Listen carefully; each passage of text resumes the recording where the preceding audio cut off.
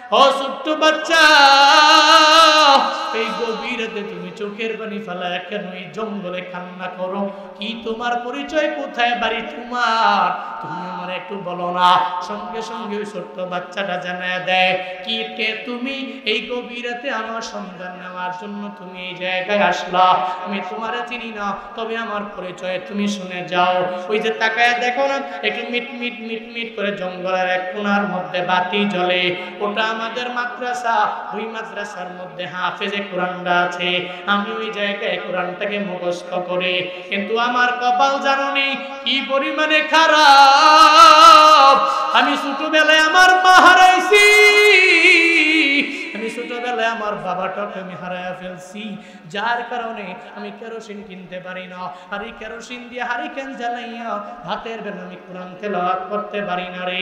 এই কারণে আমি এই গভীর রাতে চোখের পানি ফালাইয়া এই জায়গায় কান্না করে।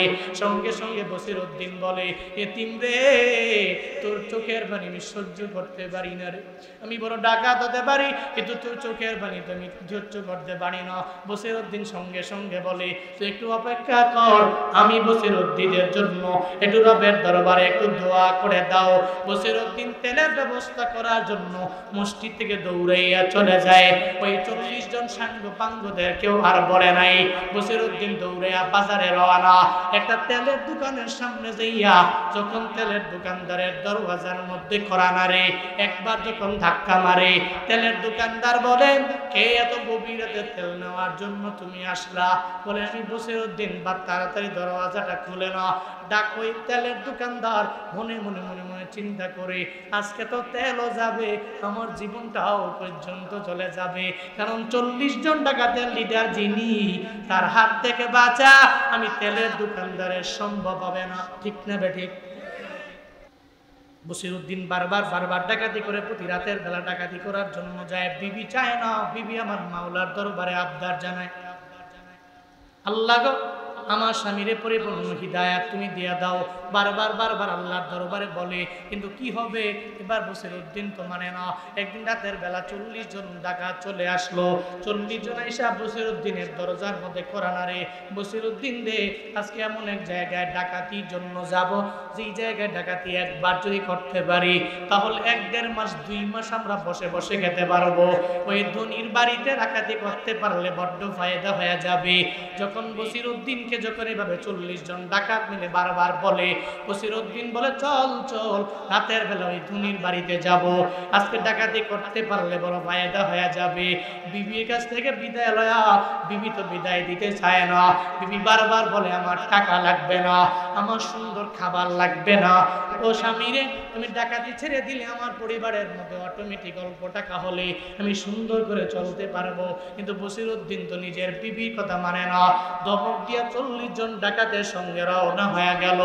একটু দূর যাওয়ার পরে একটা বিশাল জঙ্গলের মাঝ বরাবর একটু বসিরউদ্দিন হঠাৎ করে নিজের কানের মধ্যে বেজে ওঠে, কোন জায়গায় দূরে যেন একটা ছোট্ট বাচ্চার কান্নার আওয়াজ শোনা যায়।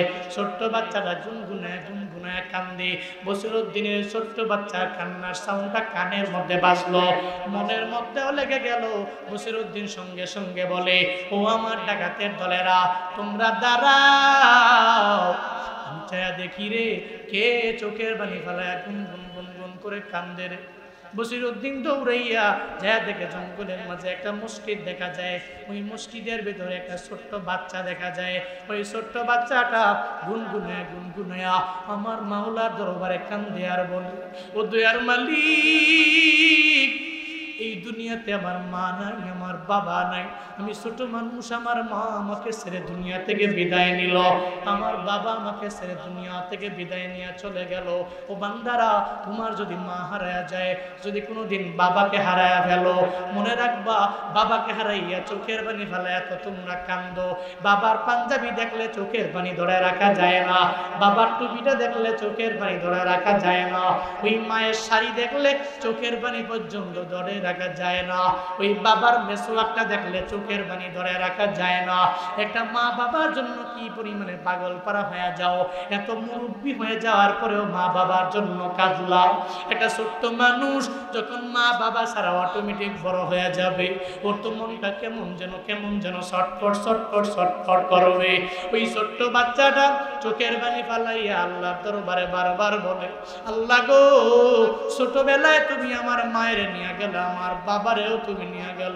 আজকে আমার মা বাবা যদি থাকতো, আমি আমার ওই মাদ্রাসার মধ্যে কেরোসিন কিনতে পারতাম, আর এই মাদ্রাসার মধ্যে কেরোসিন কিনে আমি সুন্দর করে রাতের বেলা হারিকেন জ্বালাই আমি কোরআন তিলাওয়াত করতে পারতাম। আর কোরআনটাকে আমার সিনায় ঢুকাইয়া ফজরের নামাজের পরে আমার উস্তাদের কাছে এই কোরআনের সবকটা আমি দিতে পারতাম রে মাওলা। কিন্তু আমার কপাল খারাপ, আমার মাও নেই, আমার বাবাও নেই, আমাকে পটকল দেওয়ার মতো এই দুনিয়ায় কেউ নাই। চোখের পানি ফালাইয়া ছোট্ট বাচ্চাটা আমার মাওলার দরবারে বারবার বারবার বারবার বারবার কান্দে। ও মা বাবা হারারা, তোমরাই তো বুঝবা মা বাবার কি পরিমাণে কদর। যারা মা বাবা হারায় নাই, ওই তো মা বাবার কদরের ব্যাপারে বুঝবে না। ও তো বৃক্ষ থাকলে বৃক্ষের দামও দিতে পারবে না। বসিরউদ্দিন যায় বলে, ও ছোট্ট বাচ্চা, এই গভীর রাতে তুমি চোখের পানি ফেলায় কেন এই জঙ্গলে কান্না করো? কি তোমার পরিচয়, কোথায় বাড়ি তোমার? তুমি আমার একটু বলো না। সঙ্গে সঙ্গে ওই ছোট্ট বাচ্চাটা জানায় দেয়, কি কে তুমি? এই গভীর রাতে আমার সন্ধান নেওয়ার জন্য তুমি এই জায়গায় আসলা। আমি তোমারে চিনি না, তবে আমার পরিচয় তুমি শুনে যাও। ওই যে তাকায় দেখো না, একটু মিট মিট মিট মিট করে জঙ্গলের এক কোণার মধ্যে বাতি জ্বলে, ওটা আমাদের মাদ্রাসা। ওই মাদ্রাসার মধ্যে হাফেজে কোরআনটা আছে। আমি ওই জায়গায় কোরআনটাকে মুখস্থ করি, কিন্তু আমার কপাল জানোনি কি পরিমাণে খারাপ। আমি ছোটবেলায় আমার মা হারাইছি, আমি ছোটবেলায় আমার বাবাটাকে আমি হারাইয়া ফেলছি, যার কারণে আমি কেরোসিন কিনতে পারি না। আর এই কেরোসিন দিয়ে হারিকেন জ্বালাইয়া ভাতের বেলা আমি কোরআন তেলাওয়াত করতে পারি না রে। এই কারণে আমি এই গভীর রাতে চোখের পানি ফালাইয়া এই জায়গায় কান্না করে। সঙ্গে সঙ্গে বসিরউদ্দিন বলে, এতিম রে, তোর চোখের পানি আমি সহ্য করতে পারি না রে। আমি বড় ডাকাত হতে পারি, কিন্তু তোর চোখের পানি তো আমি সহ্য করতে পারি না। বসিরউদ্দিন সঙ্গে সঙ্গে বলে, তুই একটু অপেক্ষা কর, আমি বসিরউদ্দিনের জন্য একটু রবের দরবারে একটু দোয়া করে দাও। বসিরউদ্দিন তেলের ব্যবস্থা করার জন্য মসজিদ থেকে দৌড়াইয়া চলে যায়। ওই 40 জন সাঙ্গ পাঙ্গদের কেউ আর বলে নাই। বসিরউদ্দিন দৌড়াইয়া বাজারে রওনা। একটা তেলের দোকানের সামনে যাইয়া যখন তেলের দোকানদারের দরওয়াজার মধ্যে কড়া নাড়ে, একবার যখন ধাক্কা মারে, তেলের দোকানদার বলেন, কে এত গভীর রাতে তেল নেওয়ার জন্য তুমি আসলা? বলে, আমি বসিরউদ্দিন। বা তাড়াতাড়ি দরওয়াজাটা খুলে না। ডাক ওই তেলের দোকানদার মনে মনে মনে মনে চিন্তা করে, আজকে তো তেলও যাবে, আমার জীবনটাও পর্যন্ত চলে যাবে। কারণ 40 জন ডাকাতের লিডার যিনি, তার হাত থেকে বাঁচা আমি তেলের দোকানদারের সম্ভব হবে না। ঠিক না বেঠিক? গভীর রাতে যদি পুলিশ এক হয়, এই খুন, র্যাব যদি এক হয় খুন, আপনি তো এনেছেন ওরে খাইছে রে। এত রাতের বেলা র্যাব আসছে, ও সেনাবাহিনী এবার পুলিশ নিয়ে আসতে গুলি লয়ে হাঁটে। একটা সময় তো ছোটবেলায় যারা এখানে যারা যুবক আছে এরা তো সবাই প্রাপ্তবয়স্ক। আর একটু ছোট যখন ছিলেন তখন তো পুলিশ দেখলে দৌড়ে বাড়ি যেতে, ওরে বাপরে বাপ পুলিশ আসছে। আবার পুলিশের একটা সাইরেন আছে না, এরা বাজায় যে, ওই হর্ন যদি আপনি শুনতে পারতেন, খাইছে রে পুলিশ আয়, র্যাব আয়, দৌড়ে আসে বাড়িতে ঢুকছেন কেন? এর ভয় কাজ করে। এখন ডাকাতের লিডার নাম করা ডাকাত যদি হয়, এলাকায় অনেক সময় ছিল, এখন তো ডাকাতি অনেকটাই কমে গেছে, চুরি ডাকাতি অনেকটাই কমে গেছে। একটা সময়ে যখন কারেন্ট ছিল না, বাতি ছিল কম, ওই সময় চুরি ডাকাতি হইতো কি হইতো না। এমনকি আপনাদের এলাকায় এমন আছে মনে হয় নাম করা, আপনারাও এখন বলতে পারবেন যে নাম করে ডাকাত ছিল, মহিলা গেছেন যে মাইরা ফেলছে। আমাদের এলাকায় নাম করে ডাকাত আছে, ওরে মাধায়া, আপনারা চিনেন অনেকেই। এই মাধায়া বাস স্ট্যান্ডের মধ্যে র্যাবেরা ক্রস ফায়ারের গুলিতে দুনিয়া থেকে বিদায় করেছে। ধরতে পারে না, পুরো এলাকা একজনের জন্য অতিষ্ঠ হয়ে গেছে। এরকম হয় না? এই ডাকাত, এর নাম শুনলে অনেকে ভয় করে। বসিরউদ্দিন যায় কয়, এত গভীর রাতে, এই তেলের দোকানদার দরজা খুল। যখন এটা কইছে, তেলের দোকানদার তো মনে মনে ভয় শেষ। কে তুমি? বসিরউদ্দিন আমি। ওরে বাপরে বাপ, খাইছে, আজকে তেলও যাবে, আমিও শেষ। সঙ্গে সঙ্গে তেলের দোকানদার দরওয়াজাটা খুইলা দেয়। বসিরউদ্দিন স্যার কি জন্য আপনি আসছেন একটু বলেন। অনেক সময় দেখবেন নিজের মন দিয়া বলে না, কিন্তু জবান দিয়া বলে। মন দিয়া বলে না স্যার, কিন্তু জবান দিয়া বলে স্যার। মাঝে দেখবেন চলার পথে অনেক ট্রাকের ড্রাইভারকে পুলিশে আটকায় কি আটকায় না? আটকায়নি। আটকানোর পরে দেখবেন পুলিশ আটকাইছে। পুলিশ আটকানোর পরে এবার ট্রাকের ড্রাইভার কয় স্যার কি জন্য আটকাইছে? স্যার যে কইছে মন থেকে কইছে। একটু পরে দূরে যায় কয় চোর একটা। ঠিক কিনা? উপর দিয়া কইছে ঠিকই, স্যার আসেননি ভালো, বস আসেননি ভালো। একটু করে তাকে টান দিয়ে গিয়ে কয় এর মতো বাটপার সিটার সুরা হইতেই পারে না। তো মন থেকে বলে নাই, উপর দিয়ে। বসিরউদ্দিন বলে এই গভীর রাতে আমি তোমার দরবারে তেল নেওয়ার জন্য আসলাম। তেলের মালিক বলে স্যার আপনার কত লিটার তেল লাগবে সব আপনার আমি দিয়ে দেব। মন থেকে তো দিবে না, বরং উপর দিয়া বলে, কিন্তু মন থেকে তো বলে না। ওই যে ডর একটা ঢুকছে। বসিরউদ্দিন তো বড় ডাকাতের লিডার, ওর সাথে গাদ্দারি করা যাবে না, ওর সাথে কোনো বেয়াদবি হয় এমন কোনো কথা বলা যাবে না, এমন কোনো আচরণ করা যাবে না, তাহলে আমার সব কেড়ে নিয়ে চলে যাবে। এমন একটা পর্যায়ে যখন হয়ে গেল, এবার বসিরউদ্দিন কয় তুমি আমারে 1 কন্টিন তেল আমারে তুমি দিয়া দাও। বলে 1 কন্টিন তেল যখন দেওয়া হলো, এবার সঙ্গে সঙ্গে ওই তেলের দোকানদার বলে বসিরউদ্দিন রে টাকা আপনার দেওয়া লাগবে না, আপনি এমনিতে তেলটা নিয়ে বাড়ি চলে যান। বসিরউদ্দিন বলে না রে, এতদিন পর্যন্ত যে বসিরউদ্দিন রে তুমি দেখছো, আজকে ওই বসিরউদ্দিন নাই রে। ও তেলের মালিক, 1 কন্টিন তেলের টাকা তুমি নাও, এরপরে এই কন্টিন আমার মাথায় তুমি উঠায়া দাও।